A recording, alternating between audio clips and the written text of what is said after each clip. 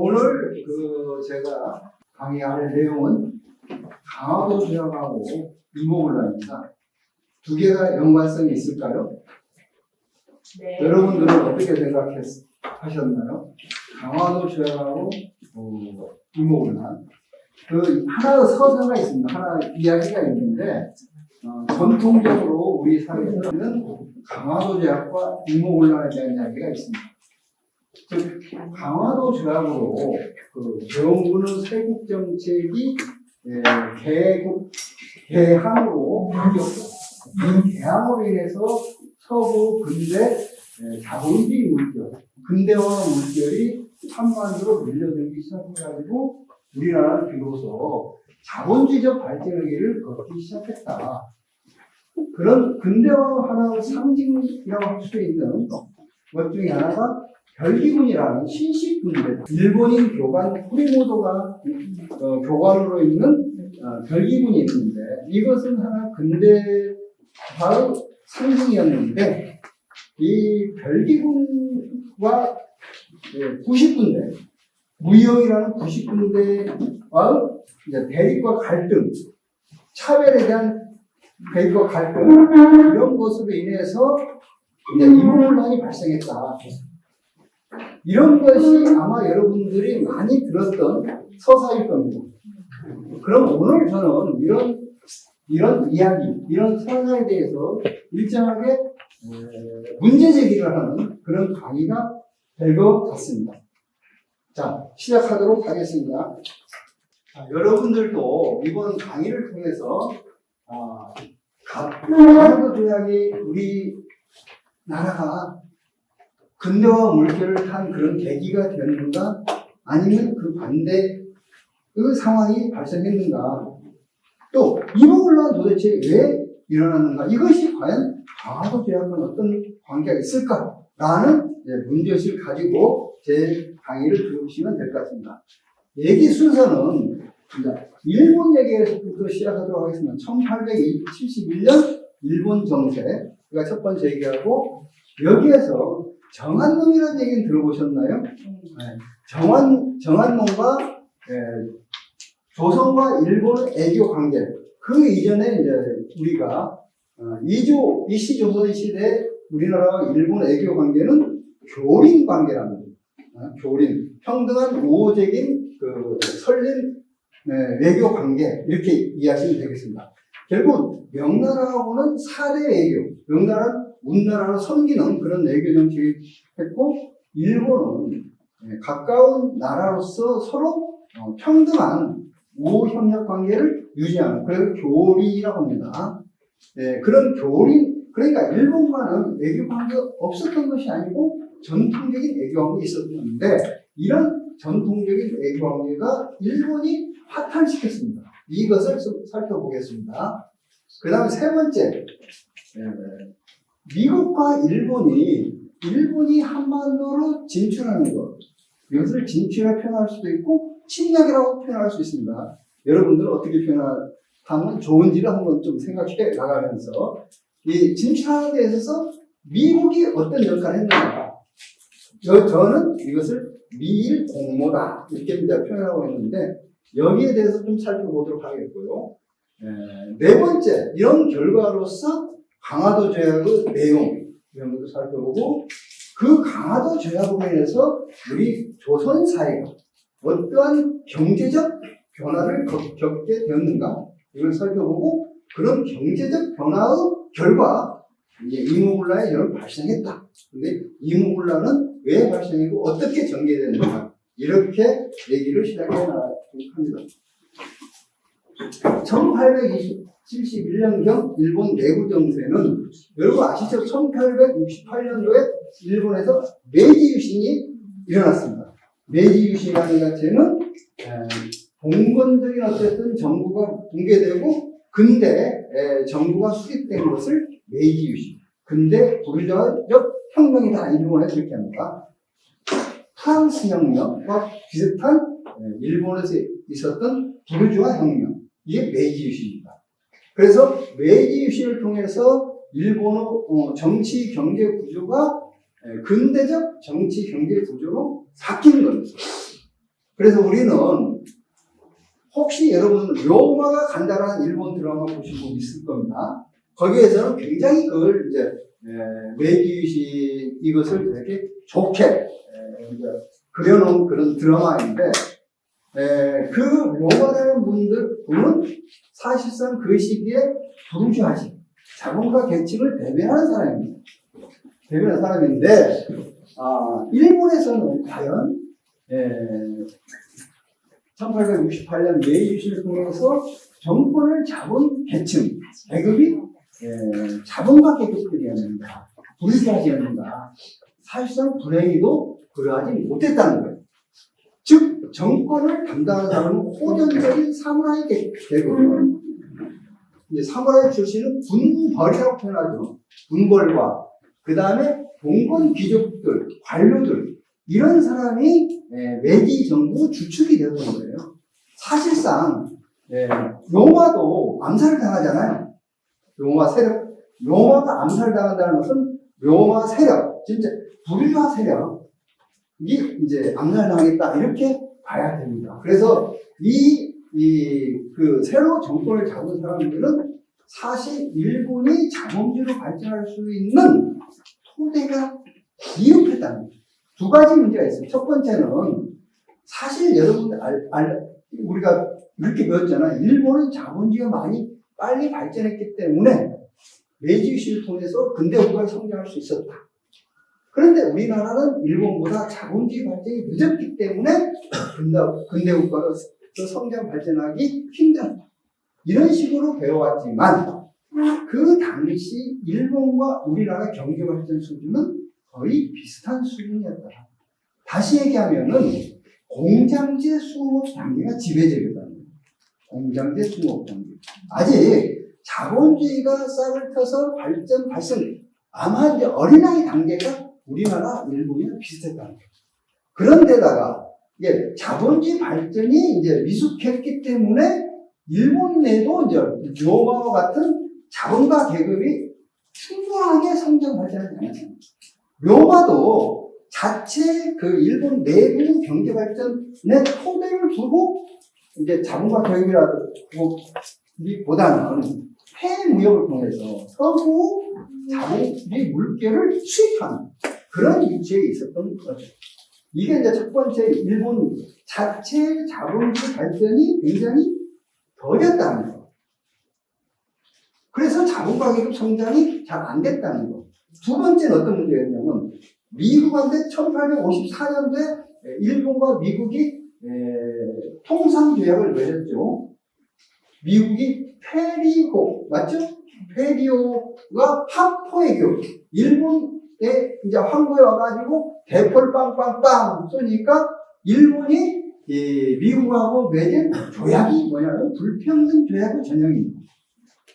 그러다 보니까 불평등 조약이라는 자체는 여러분들 좀 아시죠? 이제 그 보호무역주의하고 자유무역주의 이런 개념 아시죠? 그러니까 경제 발전 수준이 좀 다른 나라들, 이 경제가 많이 사회에 발전된 나라와 발전되지 못한 나라 사이의 무역 관계는 굳이 보통 보호무역주의를 합니다. 합니다.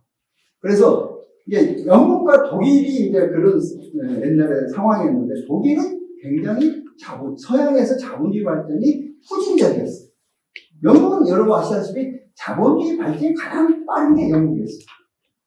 그렇기 때문에 영국의 아담 스미스 같은 사람은 자유무역론을 주장했습니다.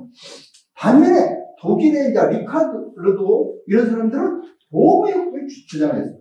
각각 자기 나라 경제 형평상 자기 나라 경제적 이익을 위해서 자유무역과 보호무역을 이제 주장하는 보호무역이라는 자체는 이제 영국 상품을 독일에서는 관세를 높게 매겨가지고 트럼프처럼 50분이 관세를 매겨가지고 자국내 산업의 성장을 보장해주자 이게 보호무역입니다.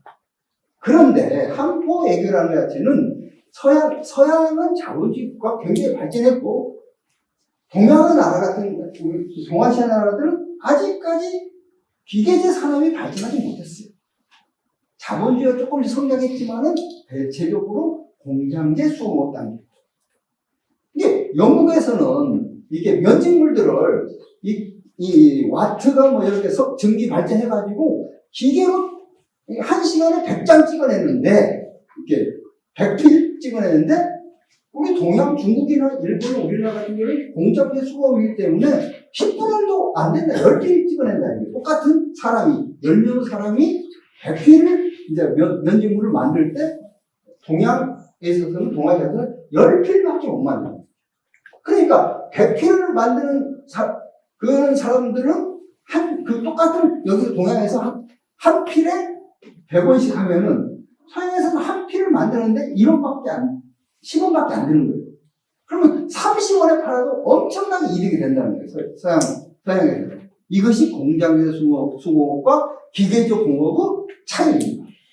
이런 차이가 있기 때문에 반드시 후진국 같은 경우는 자본주의적 산업을 발전시키기 위해서는 보호무역주의를 해야 되는데, 이 서구 열강 나라들은 아까 지난 시간에 이제 이 서구 열강 나라 동아시아로 진출하는 서세 동정의 시대라는 말을 들었잖아요. 서세 동정의 시대에 있어서는 어떻게 하든지 동아시아를 자기들은 식민지와 속국으로 만들려고 경제를 애독시키려고 하기 때문에 제일 먼저 그 나라의 토착 경제를 붕괴시켜야 되겠습니다. 그 방법이 한포외교라고 해서 이 조약을 맺는데, 무역을 하자는 조약을 맺는데 평등하고 서로 상호 호혜적인 조약이 아니라 불평등하고 일방에게만 이득이 되는 그런 조약. 이것이 이제 미국과 일본이 맺었던 조약인 거죠. 이 결과는 뭐냐면은, 일본이 이제 뭔가 메이지 유신을 해가지고 자본주의로 발전하려고 하는데 국부가 끊임없이 미국으로 유출되는 거예요. 당연히 그런 상황에 국부가 불평등 무역 같은 거 하면은 국부가 유출돼요. 그러다니까 일본에서 자체적으로 자본주의를 발전하려면 자본이 축적돼야 되는데 자본 축적이 안 되는 겁니다. 일본에 있어서. 그래서 이제 이런 것으로 인해서 사회 정치적 위기, 경제적 혼란이 발생했고, 메이지 정부는 그 출로를 정한 외교에서 찾아냈다. 정한 외교라는 것은 전체적으로 이제 정한론이라는 것은 기본적으로 중세 말기에서부터 있었던 거예요. 중세 말기에서부터. 쉽게 얘기하면은 인도 히로부가 임진왜란을 일으켰잖아요. 조선으로 진출하고 궁극적으로 명나라까지 진출하겠다. 이런 어쨌든 사상과 노선을 정한론이라고 합니다. 한반도로 진출하겠다. 한반도를 속국화하겠다. 이런 사상이 중세 말기에 있었는데, 결국은 메이지 유신을 전환시키게 다시 근대적 형태로 등장하게 됩니다. 여러분 이제 그분 아십니까? 요시다 쇼인이라는 사람은 조금 일본사를 알거나 조금 국제 정치적에 관심 많은 대부분 알아요. 그래서 일본에 있어서 근대 사상은 대부분 스승이다. 이게한 일본인은 스승이라고 일본 국민들은 지금도 요시다 쇼인을 최고 스승으로 내세우고 있는 사람이에요. 일본 근대의 사상을 개척한 아버지가 이제 요시다 쇼인인데, 이 사람은 역설적이기도 정한론은 어쨌든 광신자였어요. 그리고 호전적인 조슈본 출신. 지금 대부분이 이제 일본 정계 어쨌든 내놓으라는 사람들은 여기 출신들이 많아요. 여기 출신 많은데, 이게 발음하기 제가 어렵습니다. 발음이 좀 제가 조슈본이 이제 야마구치 현인데, 야마구치 현 아시죠? 이렇게 좀 이것이 이제 메이지 유신을 좀 주도했던 세력, 핵심 세력 중에 하나예요. 그 세력이 지금도 일본 정계의 주류인 거죠. 현대에 이르기까지. 대부분 일본의 이제 주요한 어쨌든, 총리 이런 사람들을 쭉 타고 보면 여기 출신이 대부분 많다는 거죠. 근데 이분의 주장을 보면은, 자, 우리가 지금 미국한테 뜯기고 있어. 그렇지만 우리가 미국한테 불평불만하지 말자. 미국과 러시아 강대국한테는 신의를 지키고 대신 우리가 빼앗긴 것들을 조선 만주 청나라를 식민지화해가지고 벌충하자. 이게 정한론의 핵심적인 사상 이론입니다. 그래서 이제 우리나라에 대해서 조선을 일본으로 속국하자 이렇게 주장하는 이거 보시면 될 거고, 그래서 1870년대 초에 이렇게 되면은 조선 침략 정책안을 정부에 제시하는 거예요. 사사 학부모 침략가 있고 기도 다케요시라는 사람이 출진한 거예요. 조선으로 출진한 의견을 제출하는데, 사실 그러나 말은 그렇게 내세우고 크게 외쳤지만 그 당시 일본의 어쨌든 군사적 준비 태세는 조선에 진출할 만한 그런 능력이 안 됐다. 예를 들어서 1871년 상황이 되면은 그 당시에 보면 일본에서 근대적 군함이 발동선 이것이 군함이 한 척밖에 없었다고 합니다. 나머지는 옛날 배라는 게 이제 발동선이 아니라 모셔가는 배라든지 그 열몇 척밖에 해군력이 약했습니다. 그래서 자체 군사를 가지고 최소한 조선을 침략하려면은 막 1만 2만 명을 배를 타고 와야 되는데 그럴 만한 배 자체가 지금 없었다는 거죠. 그래서 실현이 안 됐는데, 그래서 일본 사람들의 주변 이 조선을 식민할 생각은 어느 날 갑자기 생긴 것이 아니라 메이지 유신 때부터 일본 주류 어떤 지배적인 생각이었다. 좀 길게 했는데, 그래서 보면은 지난 시간에 1871년 전쟁 신미양요에 대해서 여러분 좀 강의를 들었습니다. 그래서 그 당시 미국이 이제 패배를 해가지고 이제 물러갔죠. 근데 그 당시 아까 일본에 있어서는 그 상황을 보고 나서 이와쿠라 사절단이라는 이게 이제 대표자들인데 몇십 명으로 우리도 이제 그 당시 80년대고 신라이라는 이런 걸 있었잖아요. 그런 건 비슷한 거예요. 미국과 영국을 돌아보면서. 이게 명분은 지금까지 우리가 미일 조약 자체가 너무나 불평등 조약이기 때문에 내부에서 이런 불평등 조약을 뭔가 평등한 조약으로 개정해야 되는 거 아니야. 조약 개정을 가서 좀 한번 타진해보자. 이것이 명분이었지만은, 속칭 뭐였냐면은, 미국이 조선을 침략하다 실패했어. 그럼 미국은 향후 대조선 정책이 어떻게 전개될 것인지 궁금한 거예요. 왜? 미국이 조선 침략 정책을 폐기했다면은 이제는 우리가 조선을 침략하면서 너희들한테 편의를 보장할 테니까 우리를 지원해 다오.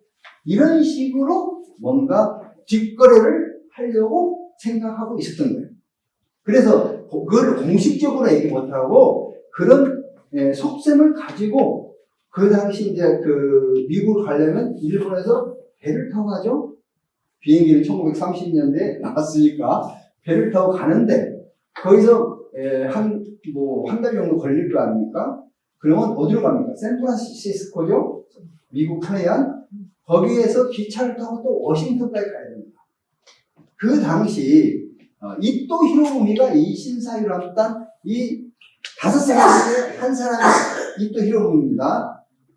어떤 사람이 이토 히로부미일까요?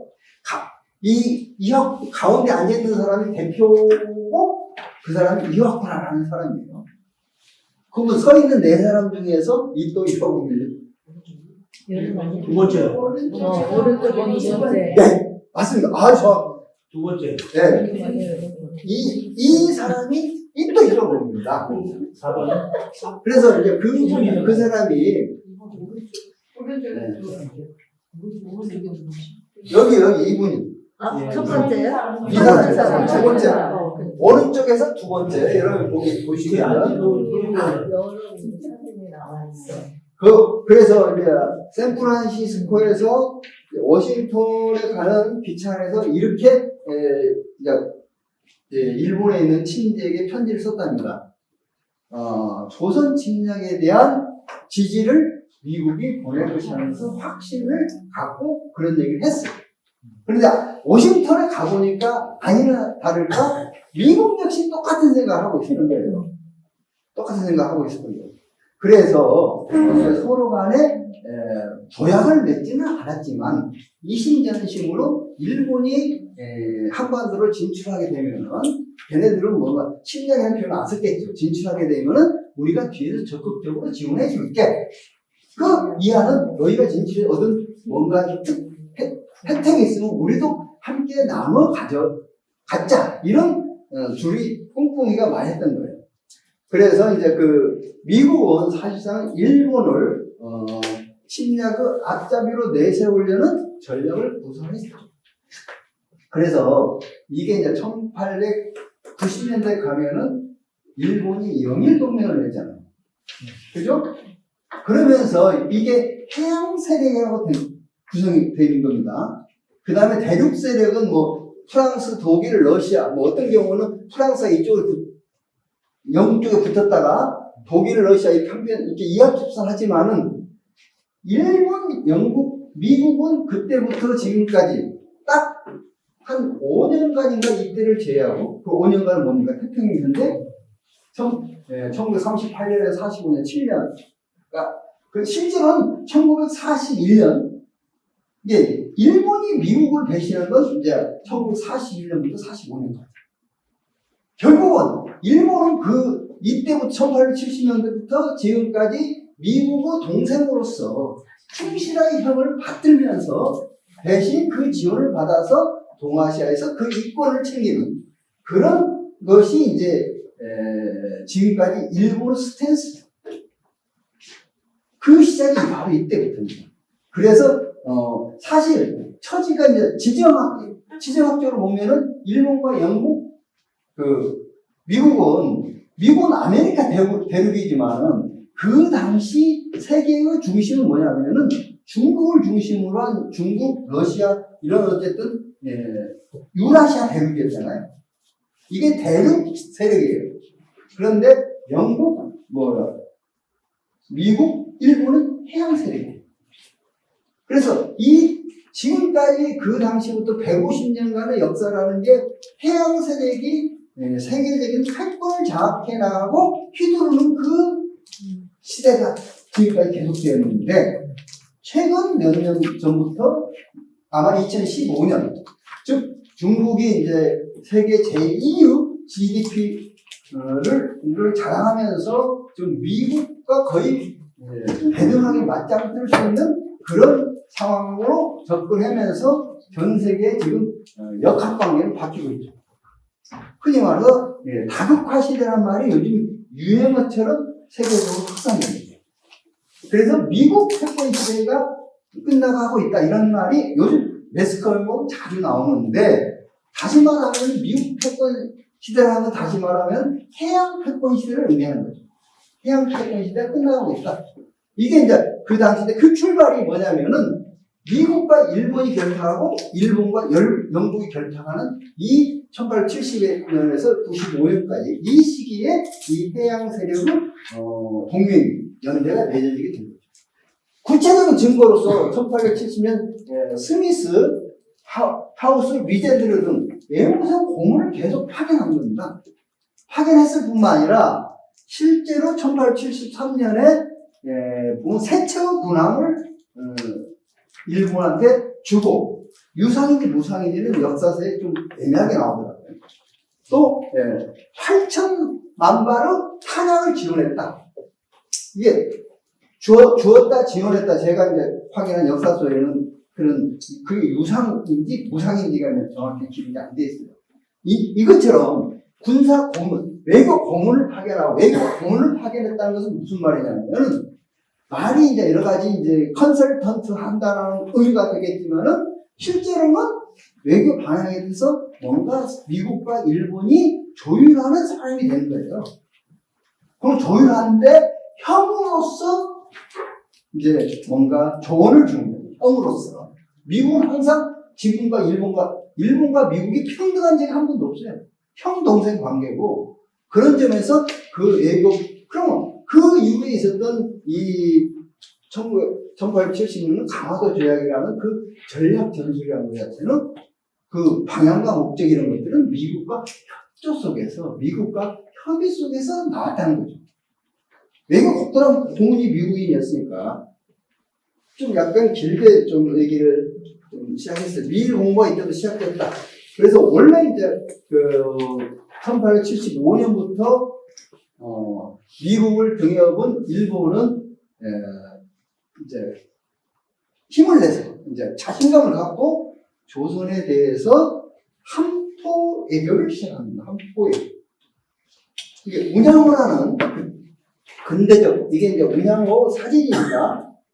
사진인데 1875년 초부터 이제 상반기에는 부산을 중심으로 동해안 지역을 돌아다니면서 무장 도발한다는 거예요. 무장 도발이 뭐냐면은 군사훈련은 우리 영해에서 군사훈련은 안 했잖아요. 그 당시에는 영해라는 개념이 명확하게 확립되어지는 않았지만은 그래도 우리 바다라는 개념이 있었잖아요. 우리 바다에서 자기 군사훈련을 하는 거예요.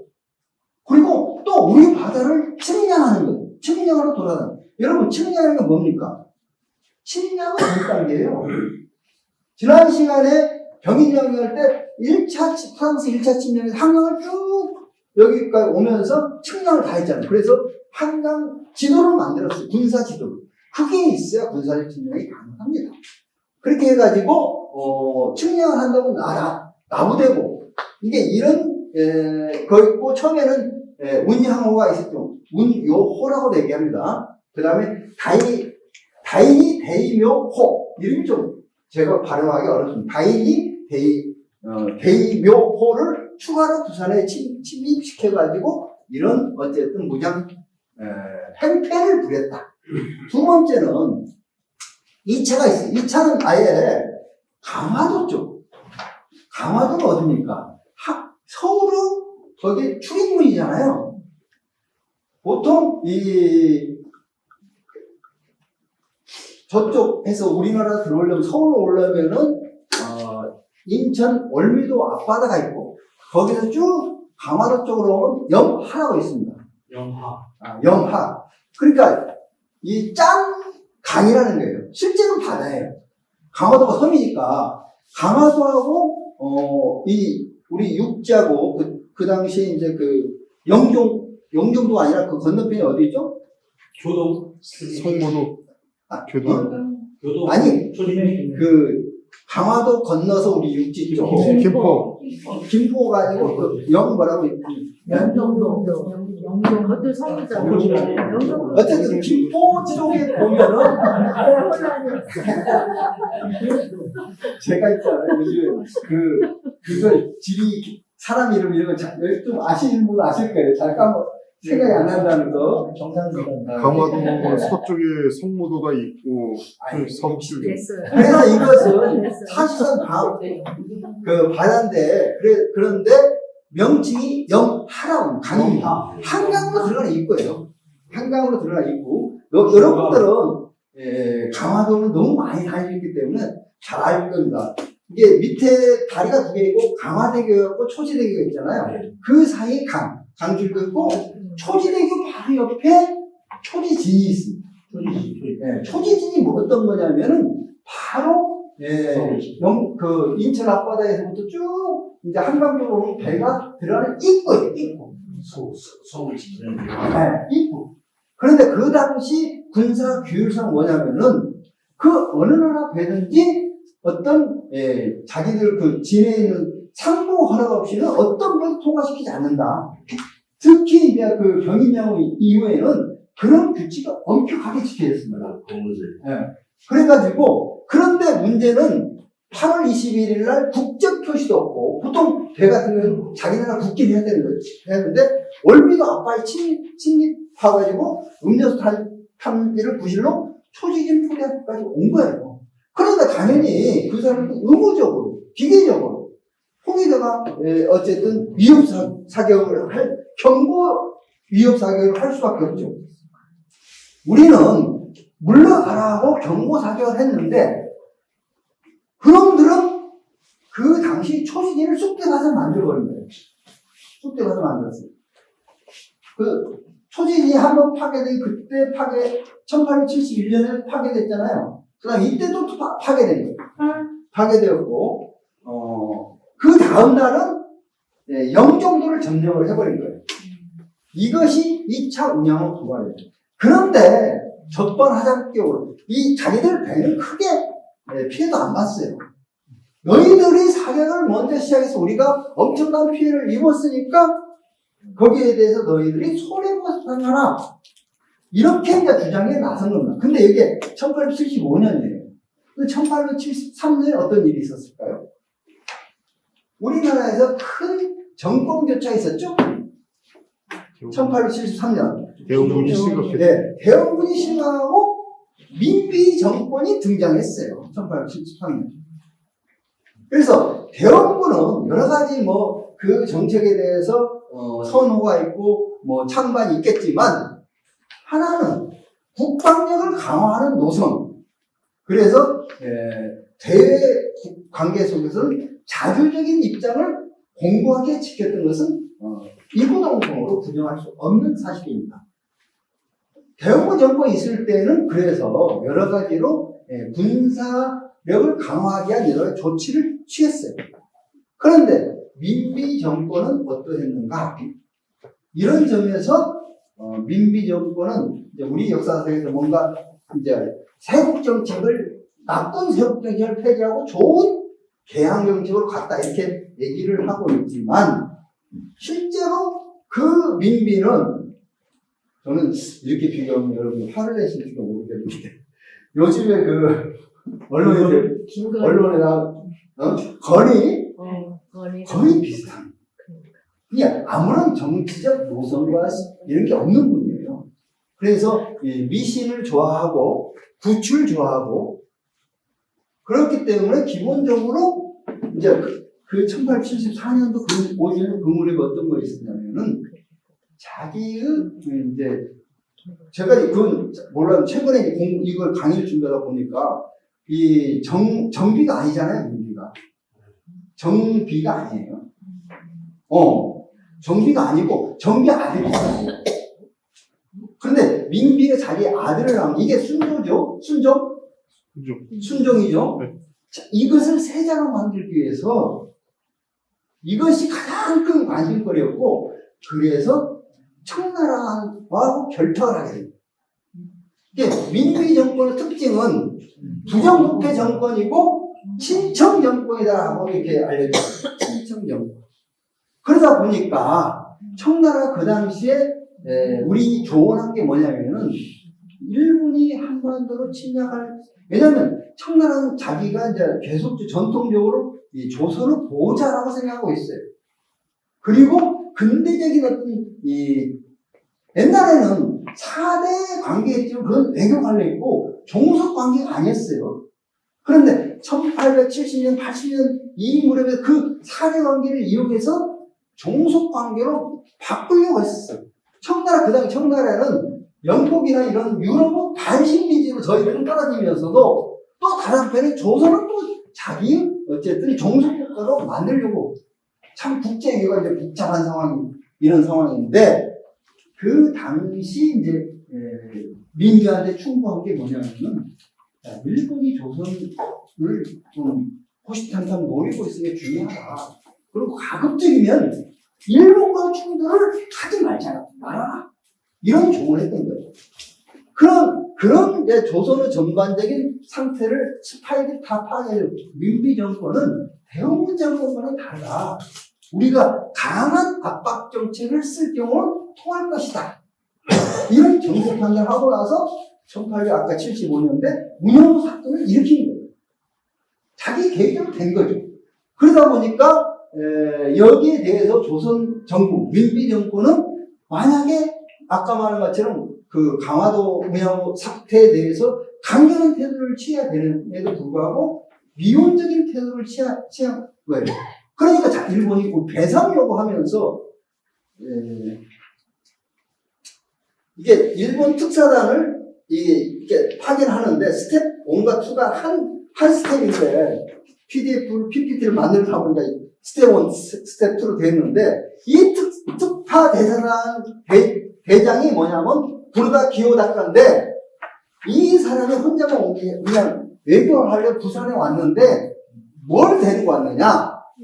일곱초구 함선과 800명의 침략군을 동원하고 같이 대동해서 무조건 부산항에 온 거예요. 부산항에 와가지고 외교 그 운영하고 배상을 하라. 그리고 우리 지금 전통적인 우리 어쨌든 한일 외교 관계 지금 파탄 났으니까 새로운 조약을 체결하자라고 주장하면서 회담을 요구했습니다. 그런 점에서 일본의 무리한 회담 요구에 대해서 응할 것인가 말 것인가라고 조선 정부 내에서 심각한 토론을 했지만 원래 이제 타협적이고 굴욕적인 그런 흐름, 민비의 어쨌든 흐름이 주도하면서 전체적으로 일본에 대한 회담을 수용합니다. 수용하게 돼가지고 신원이라는 사람을 이제 대표로 해가지고 우리나라 회담 대표단을 구성하게 되는데, 그런데 문제는 이 강화도에서 회담을 하자고 일본이 주장을 하는데 우리는 아무래도 강화도라는 것 자체는 거기에 일본은 무력이 있기 때문에 꺼려지는 거예요. 그래서 다른 곳에서 하자 이렇게 이제 주장을 했는데 일본이 왕당하게 강화도에서 회담을 하자. 그래서 이 강화부 연무당이라고 있습니다. 이제 부의 이제 중심 이제 연무당이라는 게 다른 게 아니라 이제 사무실이죠. 부의 이제 사무실인데 연무당에서 회담이 개시되는데 이 회담은 미국이 했던 방식도 미국 어쨌든 외교부 고문이 제안한 방식 그대로 한포 외교 방식으로 회담을 하게 되는 거예요. 즉 다시 말하면 회담을 시작하기 전에 불복을 요구하는 무력시위를 하는 거죠. 마침 그날이 일본은 어쨌든 명절이라는 이유로 여기에서 이제 의장대가 대기시켜서 총을 빵빵빵 쏘면서 회담장 분위기를 으스스한 분위기로 몰아가면서 회담이 시작되었다. 결론은 이 회담 결과는 여러분 강화도 조약 내용은 잘 아시겠습니까? 강화도 조약이 맺어졌다. 그래서 이 첫 번째 제가 말씀드린 것은 이 강화도 조약이 나라와 나라 사이의 정상적인 어쨌든 교섭에 의해서 맺어진 조약이 아니다. 미국과 일본이 맺은 조약과 동일하게 한포 외교를 통해서 강화도적으로 자기들 일방적 주장을 우리가 받아쓰고 거기다 도장을 찍은 이것이 강화도 조약 내용이다. 이렇게 볼 수 있겠습니다. 주요 내용을 살펴보면은 1조를 보면 조선은 자주국이다 라는 게 1조입니다. 이게 무슨 얘기냐면 너희는 청나라가 어쨌든 신하국이 아니야. 그래서 우리와 너희가 어떤 조약을 맺는다면 심지어 너희 나라를 우리가 합병한다면 청나라 동의를 받을 필요가 없어. 이런 의미입니다. 어떠한 너희나 우리와 하는 외교적 행위라든지 이런 모든 합의서들은 그 어떤 제3자가 이걸 간섭하거나 개입할 수 없다. 이런 의미가 자주국이죠. 두 번째는 가장 중요한 게 개항입니다. 인천, 부산, 원산 세 개의 항구를 개항한다. 개항이라는 것은 그 항구에 일본인들이 자유롭게 들어와서 무역 활동을 할 수 있게 보장해 준다. 자유롭게 들어와서. 이게 우리가 보면은 개항이라는 것과 지금 우리가 비자제도, 여권제도는 또 다른 개념이에요. 그 당시 그런 제도가 위배됐기 때문에 일본이 부산에 와가지고 거기서 이제 자기 거류지가 있어요. 거류지에서 자유롭게 활동하면서 조선 사람하고 무역 상행이나 하는 것 자체를 자유롭게 한다. 두 번째, 일본과 조선의 이 상거래는 상호 무관세한다는 거예요. 어떤 세금을 물지 않고 한다. 제가 초기에 그런 말씀을 드렸죠. 선진국과 경제적으로 선진국, 후진국 사이에서 무관세, 관세가 없는 자유무역이라는 것 자체는 후진국 경제를 선진국 경제에 종속시키는 지름길이다. 후진국 한국 경제를 완전히 파탄 상태로 몰고 가는 지름길이다. 이렇게 저는 얘기했습니다. 그래서 우리는 2000년 초반에 미국한테 이제 자유무역 FTA면서 결렬하게 이제 반대를 많이 했잖아요. 근데 또 이제 이 강대국은 항상 자기의 이익에 따라서 지금은 그것을 자기들이 깨고 뭐 관세를 뭐 25%를 관세를 매기는 이런 행포들을 부리는 거죠. 그래서 무관세 무역을 했고, 이제 이게 이제 주요 내용 세 번째는 이게 치해법권이라는 겁니다. 치해법권은 여러분 기본적으로 이거는 이제 알죠. 효순이 미순이 그 사건 때 누가 재판을 했습니까? 미국 법정에서 미국 군인이 재판을 받았잖아요. 그래서 모든 우리는 속죄주의라는 게 뭐냐면 우리 땅에서 일어난 모든 범죄 행위, 외국인이 예를 들어서 베트남 사람이 여기서 살인 행위를 한다면은 또 자기네 베트남 사람끼리 살인 행위를 한다고 했을 때 우리나라 법정에서 심판을 받는 거잖아요. 이게 원래 맞는 거잖아요. 그런데 그래서 요즘에 미군이 이게 우리나라 사람 범죄를 저지른다는 걸 자기 나라 사람끼리 범죄를 행위 있을 때는 자기 나라 법의 심판을 받도록 한다는 거예요. 사법권을 그 사람들한테 배제시켜준다 이거죠. 이것이 이제 치해법권이라는 개념입니다. 사법권을 적용하지 않는다.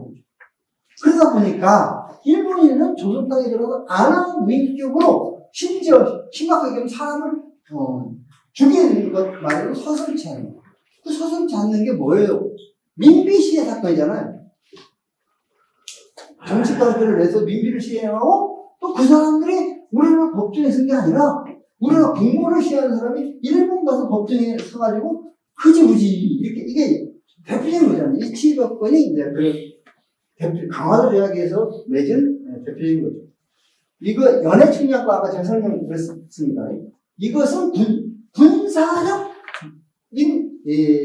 주권 문제다. 영해에 대한 어떤 측량 문제는.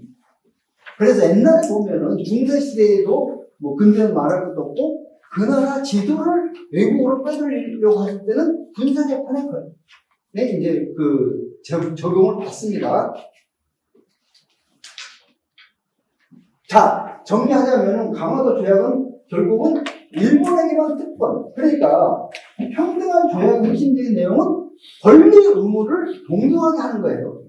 양자가 똑같은 일본한테 권리를 줬으면 우리도 동등한 권리를 가져야 되고, 일본한테 어떤 권리를 줬으면 그에 상응하는 의무를 또 줘야 됩니다. 이것이 평등한 조약인데, 강화도 조약은 결국 일본 사람은 특권만 가지고 있고 조선 사람은 의무만이 있는 그런 조약이었고, 결국은 신헌은 금칙 6개. 그래서 신헌이라는 관리가 절대로 해서는 안 되는 6개 조항. 예를 들어서 일본인은 상평전, 우리나라 화폐를 사용할 수 없다. 두 번째는 곡물무역을 금지하겠다. 세 번째는 뭐냐면, 그러면 어떻게 상행을 하나? 물물 교환하자. 이것이 이제, 그 다음에 고리대금업을 여기서 금지한다. 아편, 종교행위는 금지한다. 이렇게 6가지를 제기했는데, 일본이 그것을 받아들이지 않았습니다. 나중에 아편만 무슨 몇 년 있다가 그것을 어떤 다른 협정 형태로 수행했을 뿐이지, 신헌이 얘기하는 기본, 이게 실질적으로 상평전, 공무부 이걸 다 했어요, 일본이. 이 본질은 일본에게는 특권만 부여하고 조선에서는 애속적 의무만 부과되는 침략적이고 불평등한 조약이라는 거. 그래서 이것을 이제 강화도 조약을 정확하게 위해서 이제 우리가 개항이 되는 것을 강제 개항이라고 표현합니다. 우리가 주체적으로 판단해서 우리 경제 발전을 위하여 우리나라 근대화를 위해서 개항을 하나 좋겠다고 판단해서 우리가 문을 연 게 아니라 일본이 한포를 외교해서 우리한테 문을 열지 않으면 너희 나라들로 싹 쓸어버리겠어. 협박과 공갈 속에서 전체적으로 우리한테 불평등한 조약을 맺은 것이 강화도 조약이다. 그러면 그 결과가 어떻게 나타나느냐. 당연히 있잖아요. 개항은 일본 상품이 관세 없이 물밀듯이 몰아주고 특히 근데 문제는 이거 있어요. 일본이 우리나라에 팔 게 있었을까요? 그 당시? 팔 게 자기나라 상품이 있었냐 이거죠. 없었어요. 없었어요. 그래서 뭘 어떻게 파느냐? 걔네들은 영국동 사양제품을 싸게 사들여서 우리나라에 비싸게 파는 이것을 이제 경제적으로 삼각무역이라고 하잖아요. 삼각. 네, 삼각. 이게 삼각형이 있으면 B라는 데서 A라는 데서 물건을 사서 C라는 데로 우리 파는 그런 게 이제 주로 있고 주로 이제 그들이 일본이 우리한테 팔았던 것은 면직물인데 주로 영국제 면직물을 우리나라에 팔았다 이거죠. 이렇게 돼서 무역액이 개항 전 1870년에는 그 당시 이제 우리나라 돈으로 12만 원 정도가 해당되는데 개항 직후인 77년 78년에는 34만 원으로 급증하게 되고 81년 한 4년 5년 후에 보면은 12만에서 380 10몇 배 6년 만에 16.3배가 무역액이 증가했다는 거죠.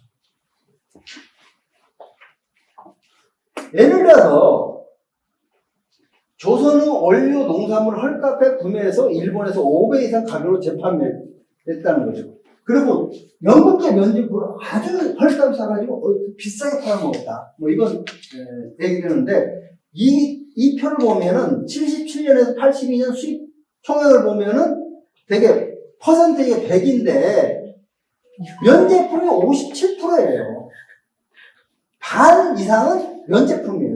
우리 조선에 일본이 판매한 수출한 것 중에 하나가 이렇게 된다. 근데 심지어 이제 에피소드가 있으면은 그 당시에 이런 얘기가 있어요. 우리나라가 수입한 것은 이제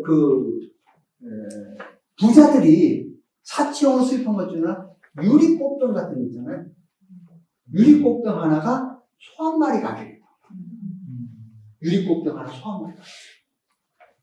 얼마나 이게 지금 생각하면 유리꽃병은 10만 원도 안 되고 소 한 마리는 500만 원 지금 500만 원 됩니까?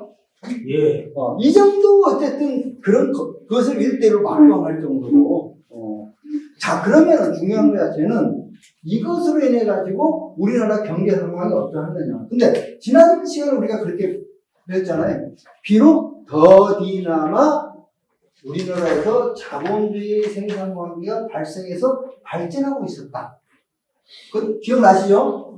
그리고 이미 1860년대 70년대 가면은 공장제 수업 단계 이로 이제 발전했다. 공장제 수업 공장제 수업 단계에서 동력혁명이 일어나면 기계제 생산 공업 단계로 발전한 거죠.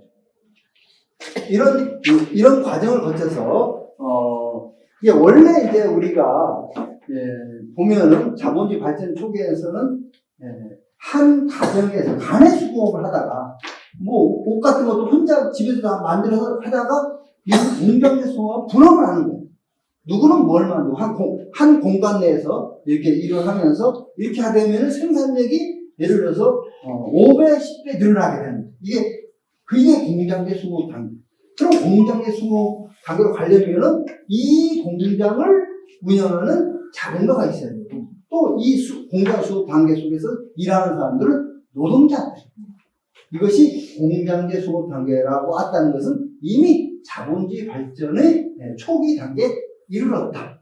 일본이나 조선이나 1860년대는 둘 다 공장제 수업 단계에 머물러 있었다. 이렇게 봐야 되는 거죠.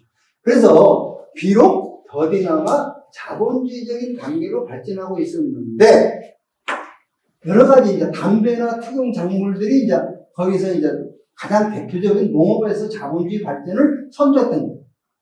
담배, 그 다음에 뭐, 인삼, 그 다음에, 여러분 안성유기, 또 이런 어쨌든 도자기, 그 다음에 광산, 이런 데서 자본주의적 관계 발전했었고, 그 다음 단계 뭐냐면은 되게 면직물. 보통 수거 보면 어느 나라나 마찬가지예요. 옷을 만드는데 면직물. 이런 것들이 이제 자본주의로 발전해 나가는 그런 단계였는데, 여기서 엄청난 영국의 면직물이 들어오게 되면서 완전히 된소리를 맞게 됩니다. 그래서 면직물 생산하는 수공업자들이 완전히 망하게 되고, 그런데 이게 있습니다. 농민들 있잖아요. 돈이 필요하잖아요. 뭐, 물론, 자본주의 발전하려면 이 농민들이 단순히, 자급자족 경제를 통해서 상품 경제로 나가야 되는데, 농민들이 모든 차기에서는 돈이 필요 없어요. 모든 걸 자기 옷도 자기가 입고, 집도 자기가 짓고, 식량도 자기가 재배하고, 그런 단계로부터 뭔가 이제, 다른 사람이 만든 것을 사야 되잖아요. 사야 되면은 상품 경제 체제로 들어가려면은 돈이 필요하잖아요. 그러면 황금 작물이라는 게 있어요. 농업에서 황금 작물. 주로 그것을 팔아서 자기 집에는 보통 쌀 같은 경우는 자기가 먹고 남은 것을 파는 거예요. 그러나 여러분, 담배, 인삼 같은 경우는 처음부터 팔기 위해서 재배를 시작하는 거예요. 그런데 그런 종류 중에 하나가 연화예요. 연화농들이 완전히 이제 갈아엎고 콩을 재배하는 거예요. 그러면 아까 말한 것처럼 면직물 제품이 이제 공장제 수공을 하는 첫 번째 자본주의 발전에 매우 중요한 원료인데, 원료를 생산하는 농민들이 완전히 이제 망해버리니까 그들이 그 돈을 벌 돈이 없으니까 어떻게 되냐? 이게 상품 시장 경제가 발전하지 않는 거죠. 이게 중요한 것은 조선 무명 생산이 몰락하고, 예를 들어서 개항전에는 일본에 한 해 수만 피를 팔았답니다. 그런데 완전히 이제 천연 판매 시장으로 전락해가지고 개항을 운영한 면제품 수입의 총 수입액의 76%를 차지하고 농촌 수공업 전통적 직물 사업이 완전히 파괴되면서 이 강화도 조약이 결론적으로 그나마 더디나마 늦게 굉장히 서서히 성장하고 있는 우리나라의 자주적인 독립적인 자본주의 발전의 길을 완전히 차단해버렸다. 그렇게 하고 있잖아요. 그들이 지금 그 당시 일본 우리나라에 근대 공장을 지어줄 수 있는 여력과 능력도 없는 그런 상태에서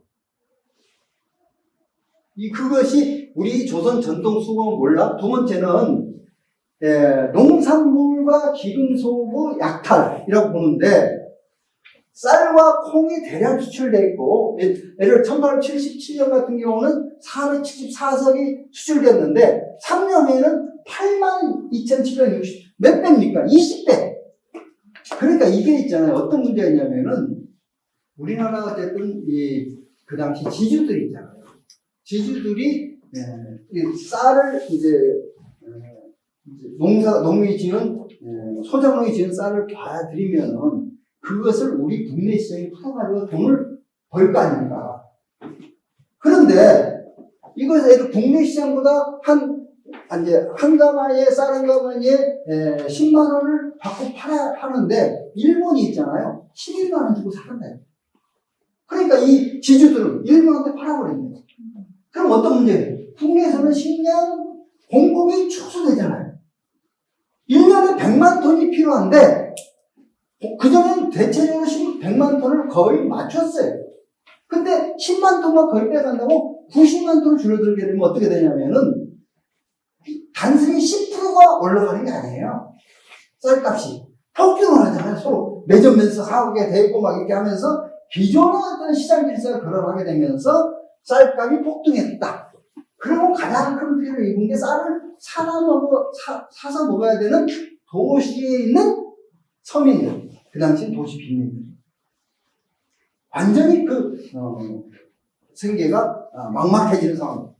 그러니까 두 번째는, 일본이 주로 이제 쌀을 수입합니다. 수출은 무명천을 상각을 한다. 또 두 번째는 금은동 등 기금속을 약탈해 갑니다. 세 번째는, 부산에 일본 국립은행 지점을 설치합니다. 지점을 설치해서, 우리나라 화폐가, 왜냐하면 기금속이라는 금화, 은화, 동화, 이거 전부 다 화폐잖아요. 그 자체가 화폐입니다.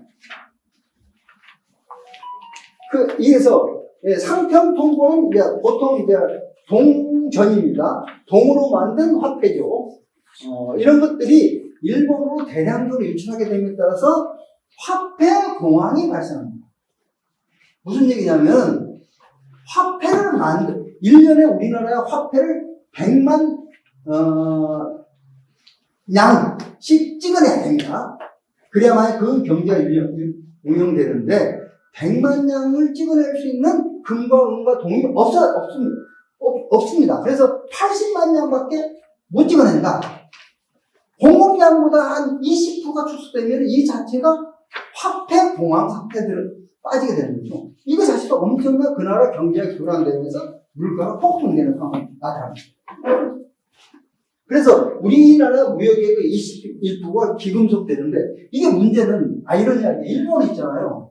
아직까지 이제 원래 근본이제, 은본위 제도라는 게 있습니다. 이게 지폐를 찍어내면 있잖아요. 그것을 우리가 불환지폐하고 달러는 뭡니까? 이게 불환지폐는 그것을 금으로, 지금 달러도 불환지폐죠. 안 바꿔져요. 이걸 불환이에요. 그냥 이것은 1달러라는 명칭만 있는데, 미국이라는 국가가 강대성에 기초해서 권위를 가지고 있는 거예요. 원래는 1970년대까지는 태환지폐. 내가 1달러인데, 1달러가 금으로는 1g에다가 이런 게 있습니다. 은행에 가지고, 야, 달러 1달러 하면서 금으로 줘! 하면 금을 줘야 돼. 이게 태환입니다.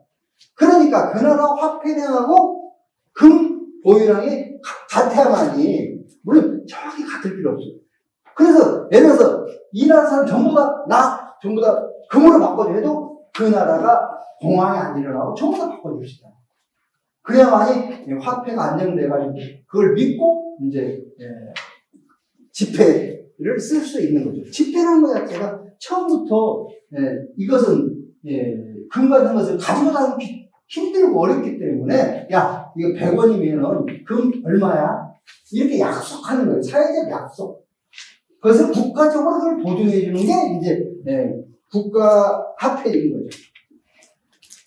근데 일본에 있어서는 그 당시에는 은본위제를 채택했는데, 그 은본위 채택하면은 그 화폐 수량만큼 어느 정도 이제 은은 어느 정도가 보유가 돼야 되는데, 그게 안 돼서 은본위제 실시가 안 되는 거예요. 그런데 이 강화도 조약 이후에서 조선에서 엄청난 금 운동을 이제 싹쓸이에 가가지고 그 이후에 은본위제를 실시하게 됐다. 그래서 강화도 조약 이후에 한 6, 7년 동안은 무역을 통해서 조선 자본주의 발전은 장애물에 부딪혔고, 일본의 자본주의 발전의 원시적 축적이 조선에서 약탈로 그들은 자본주의로 발전해 나갈 수 있었다. 그러니까 강화도 조약이 우리나라 자본주의 발전의 뒤임돌이 된 것이 아니라 일본 자체의 자본주의 발전의 뒤임돌이 되었다. 이렇게 볼 수 있는 거죠. 나중에 이제 그 다음 서민이 중요한 것은 물가 상승 문제입니다. 3, 4년 동안 쌀값이 2, 3배로 상승했기 때문에 당연히 식량난 생필품 가격이 폭등해버리고 서민 생활이 악화됐습니다. 그로 인해서 경제적 경속이 심화되고, 일본 자본주의 어쨌든 한반도 경제는 원시적 축적 공간으로 전락했고, 우리나라 자본주의 발전은 억제됐다. 그래서 경제적 애속이 심화되고, 우리나라는 일본은 경제적 측면에서 관심 문제로 전락하게 되었다. 이것이 개항의 경제적 결과였다. 이러다 보니까 그 당시 이제 1881년 2년 이번에 가면 일반 민중들상에서 일본에 대한 분노가 하늘을 찌를 것 같아요. 그래서 개항지, 예를 들어서 원산, 인천 이런 부산 여기에 있어서는 일본 거류 지역이 있어요. 그래서 예를 들어서 일본인들은 이 지역에서 너희들 살아라 이런 거류 지역에서 집들을 파괴하고, 또 상인들이 이 약탈을 저지하는 그런 투쟁을 펼치고 또 서울에서는 일본 공사관에서 돌벼락 투쟁을 전개하는 거죠. 그 다음에 일본 배들이 해양을 침략한다고 돌아다니면은 그 지역에 원산 앞바다, 원산 땅을 거기서 육지로 들어오지 못하게 항의 시위를 하는 이런 활동. 그 다음에 가장 중요한 건 이 당시에 1980년대 이정적 싸움. 이것은 영남 지방에 있는 양반들이 결국은 이런 일본의 침략에 항의해가지고 이정적 싸움이 펼쳐지고 농민들 일부는 무장투쟁으로 나가는 이런 식으로 민중들의 반일투쟁이 확산되고 있었다. 자, 그래서 이제 좀 여기까지는 강화도 제가 그 후과에 대해서 말씀드렸고 이모군란을 짧게 얘기하고 마치도록 이렇게 하겠습니다. 사실상 이모군란은 복잡한 게 아니라 이 과정을 잘 이해하게 되면은 이모군란이 왜 일어나는가 이걸 다 잘 이해하실 거라 봅니다. 원래 1시간 약속이니까 10분 정도 시간으로 더 시간 있으신가요? 예. 자, 민비 이후에서는 이건 군사적 조건이 악화되었다. 넘어갑시다. 아까 제가 설명드렸죠. 네. 민비는 대원군 정책은 군사력을 강화하려는 정책을 취하고 있었는데 민비는 이것들을 전부 다 흐지부지하고 결국은 어떤 일이 있었냐면 그 당시에 우리나라 국가 재정의 문제점이 뭐였냐면은 왕실 재정하고 국가 재정을 분리하지 않았어요. 무슨 말이 이해되셨죠? 네. 원래 이게 이제 그게 엄격하게 분리돼야만 되는데 그러다면 어떤 문제가 일어나냐면 왕실에서 민비가 무슨 구슬을 해야 되겠다, 무슨 외국 손님을 모아서 잔치를 해야 되겠다, 전부 다 돈이 필요하잖아요. 이걸 자체 이제 왕실도 왕실에 있는 땅이 있어요. 땅이 있고 여기에서 이제 소장로가 해가지고 이거 기본적으로 왕실이 가지고 있는 땅에서 얻은 수익을 가지고 자기들의 잔치라든지 이거 운영해야 되는데 국가 재정이 자기들의 쌍지토에 내 있는 거예요. 그러다 보니까 특히 이 군사에 있는 거기에 보면은 거기에 그 군사 담당 부서에 예를 들어서 100만 양을 왕실로 내라 할당을 합니다. 할당하면 울며 겨자 먹기로 그것을 자기 국가 재정을 그쪽으로 뺏기는 이런 지경이 있어가지고 아까 얘기했듯이 그 군기시는 예를 들어서 이게 군기시가 어디 있냐면 군사 무기를 제조하는 공간이에요. 근데 어떤 일이 있냐면 뭔가 화살을 하나 만들 수 있는 돈이 없다 이거죠. 그 얘가 나오는데 도대체 작은 총 하나 만들 수 있는 그런 돈이 없다는 것은 큰 대포는 말할 것도 없이 그 정도로 국가의 군사 재정이 고갈되었다 이렇게 볼 수 있는 거고.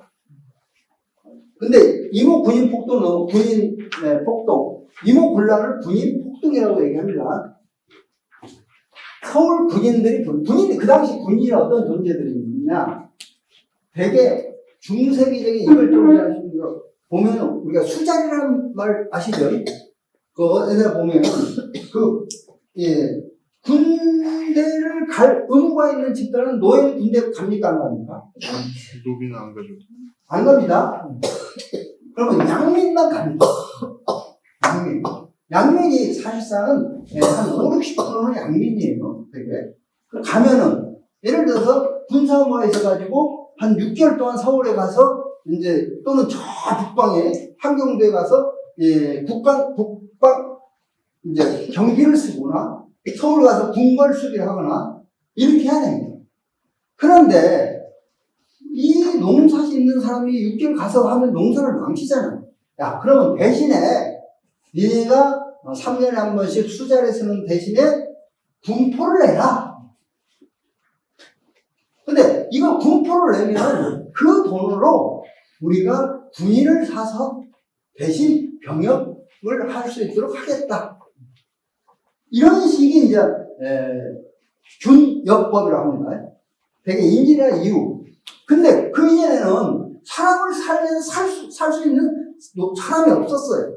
옛날 동관이라는 게 그런 거죠. 모든 사람이 100% 다 직업이 있는 거, 노비든지. 그런데 임진왜란 이후에 있어서 유랑민이 많이 늘어났다 하잖아요. 소장농이 자기 소장을 뺏기는 이런 사태에 있고, 그 사람은 그 지역에서 쫓겨나가지고 유랑민 시대가 됩니다. 그러다 보니까 정조 때 수원성을 쌓았는데 들어가는 노임으로 성을 쌓는 예산 한 50%가 노임에 들어가요. 노임이라는 자체는 그만큼 노동력을 구매할 노동력이 있다는 거예요.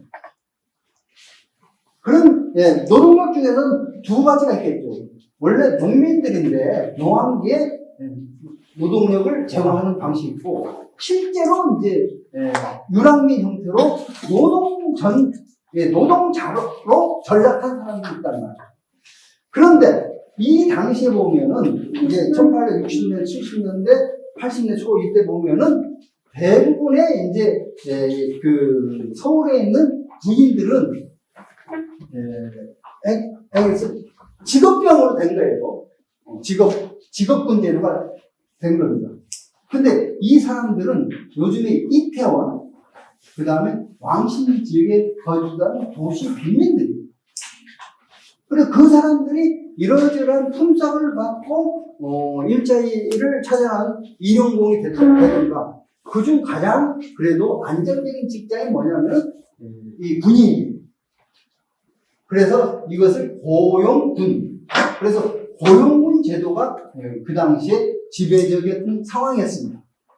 그러면 이 고용군 제도는 이렇게 한 달에 쌀 4말 정도를 받는다 합니다. 쌀 4말 받는데, 이 사람들이 이제 그 4말 받고 또 뭐 이렇게 여러 가지 이제 잡다니를 하면서 생계를 유지하는 도시 빈민 형태로 이제 존재했었는데, 그 1880년, 81년 이 민중들의 반일 감정이 악화되면서 이들 역시 이제 그런 확산되어 있는 상황이에요. 이 상황을 알자면. 그런데 이 도시빈민, 아까 제가 그렇게 얘기했잖아요. 강화도 조약 이후에 가장 경제 침략의 피해를 실질적으로 민생 이 타격을 받은 집단은 뭐냐면 도시빈민이에요. 왜냐하면 이들은 쌀 한 마리 시장 가서 사지 않으면 안 되는 거죠. 그런데 이 사람들에게 대해서 한 1년 동안 급료가 밀린 거예요.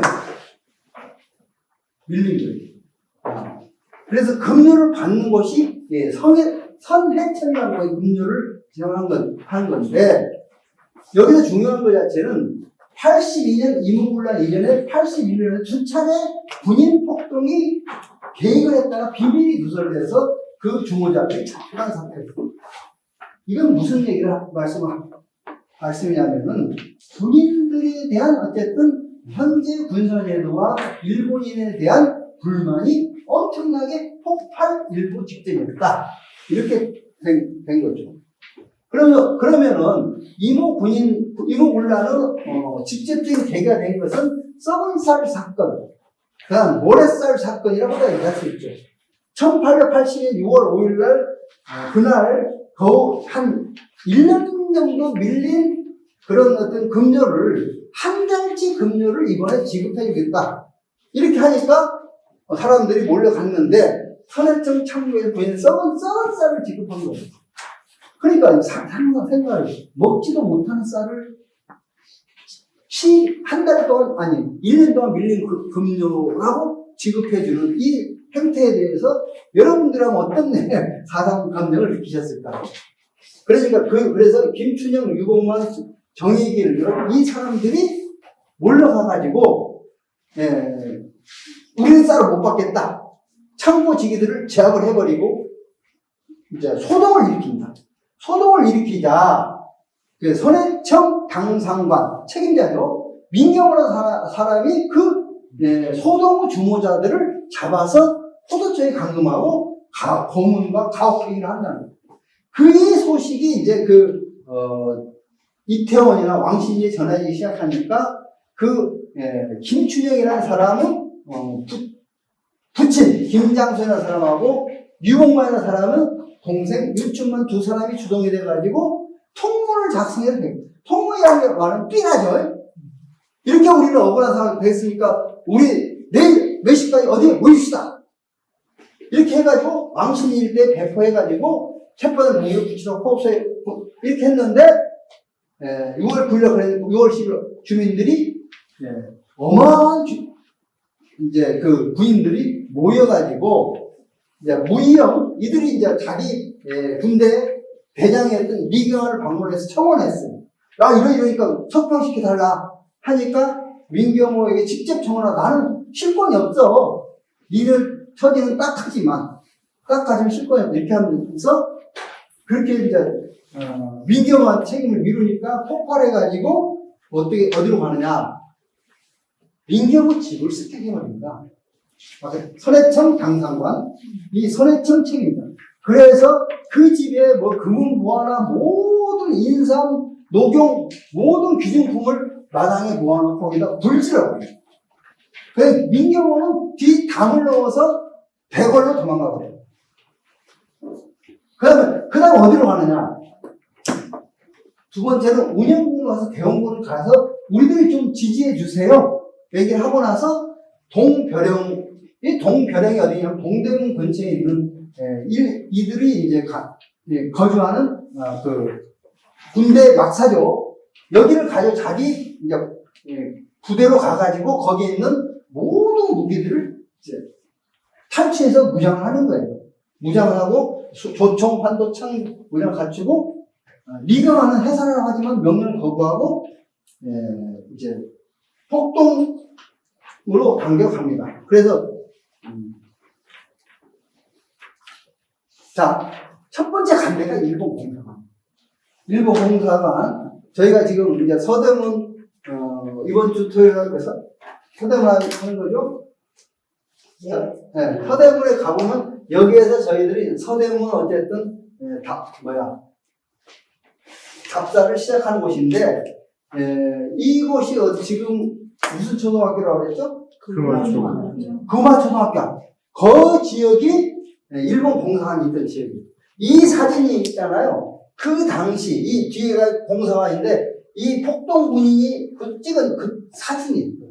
그림에 사진 이렇게 하는데 이제 폭동을 사는 게 첫 번째 대우가 일본 공사관을 가가지고 그런데 공사관은 어떻게 됩니까? 자기 공사관을 불질라고 해요. 인천으로 도망가요. 인천.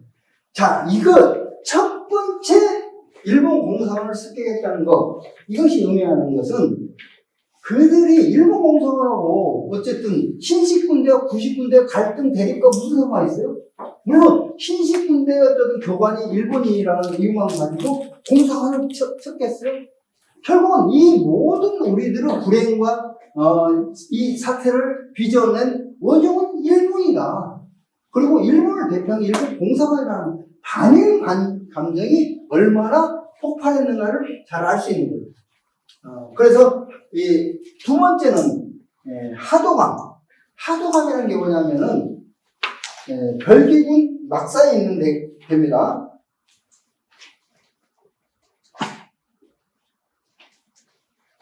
여기가 이제 그 지금 동대문 근처에 동별영.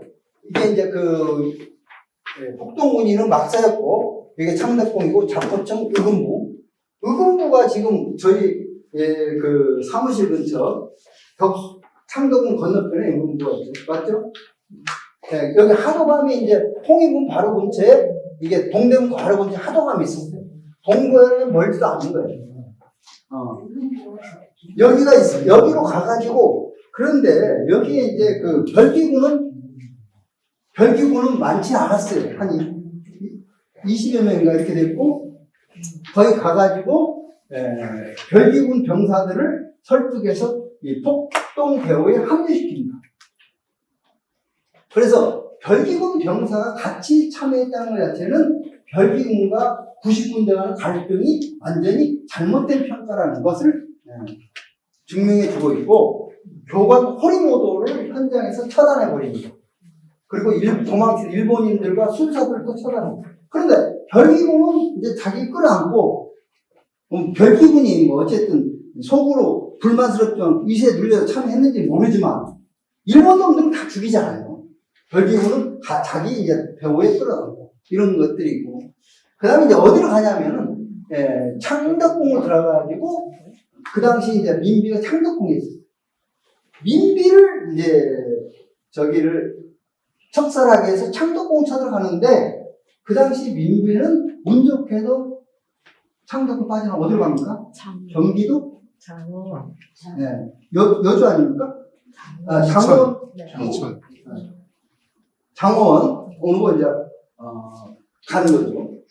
그 다음에 이제 여기서 이채용과 민경호 등은 처단되고 왕궁이 이제 점령되자 이제 고종은 실질적으로 이제 자기가 대원군 정권을 이양합니다. 대원군한테. 그리고 나서 죄 기조를 하는 황제가 왕이 잘못해서 자기의 어떤 죄를 고백하는 문서 반성문 이걸 죄 기조라고 표현합니다. 그 다음에 폭동군인은 대원군이 집권하자 이제 우리가 믿을 대원군이 돌아왔다 해가지고 이제 안심하고 이제 해산합니다. 무장해제로.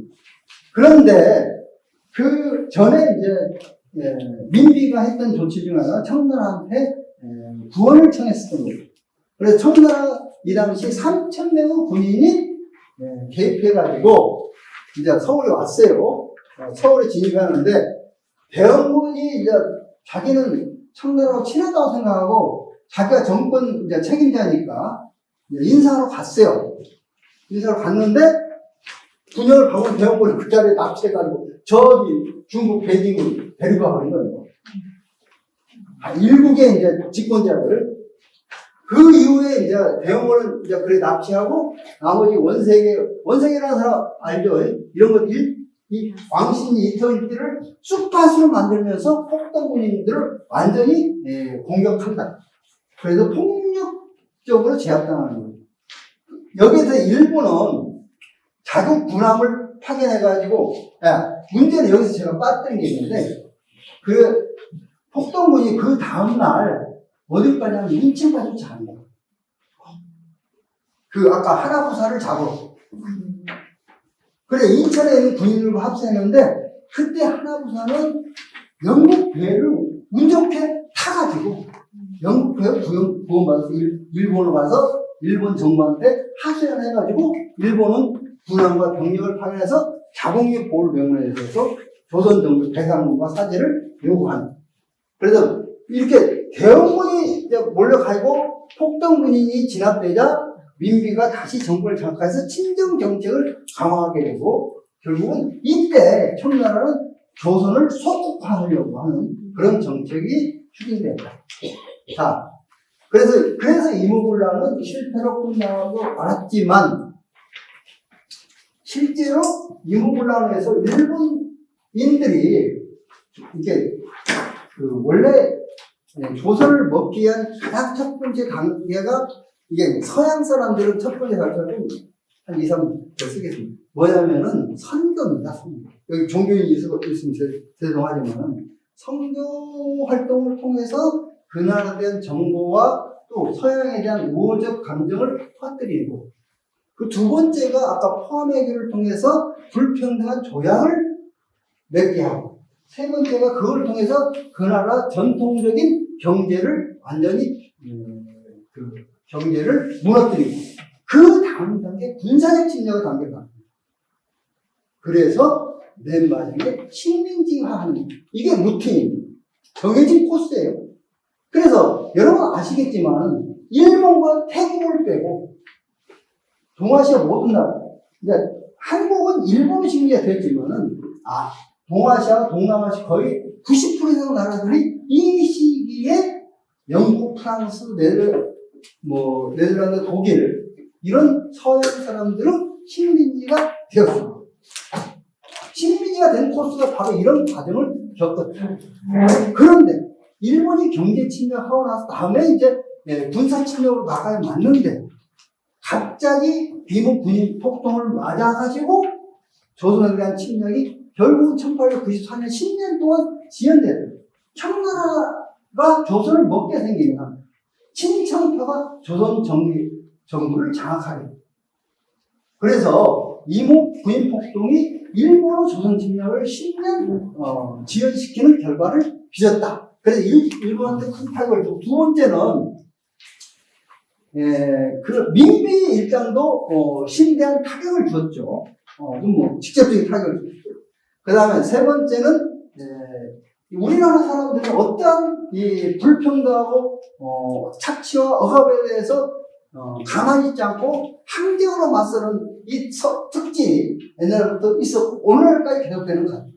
그로 인해서 우리 조선 사람들의 애국심과 투쟁 의지를 널리 알게 되었고 이후 반침략, 반봉건 투쟁에 큰 영향을 미치게 되었다. 결국 그 2년 뒤에는 값진 장면이 발생하게 된 거죠. 다음에 살펴볼 건데 이런 것들도 이런 이모 부인 분란을 해가지고 그 당시 개혁파들이 빨리 조선을 근대화시키지 않으면 우리나라가 결국은 청나라, 일본, 서양의 어떤 식민지가 될 수밖에 없다. 이런 것을 자각하게 되고 근대적 개혁운동을 적극적으로 나서게 된 것도 이모 분란이 미친 영향이 컸다. 이렇게 볼 수 있습니다. 그러니까 결론적으로 이모 부인 폭동과 강화도 조약 제가 맨 처음에 말씀드린 것처럼 하나의 연속적인 사건이고 하나가 원인이고 하나가 결과예요. 강화도 조약이 원인을 제공해주고 결과적으로 이모 부인 폭동이라는 그런 사건이 발생하게 되었다. 여기까지 말씀드리고 오늘 제 강의를 마칠까 합니다. 감사합니다.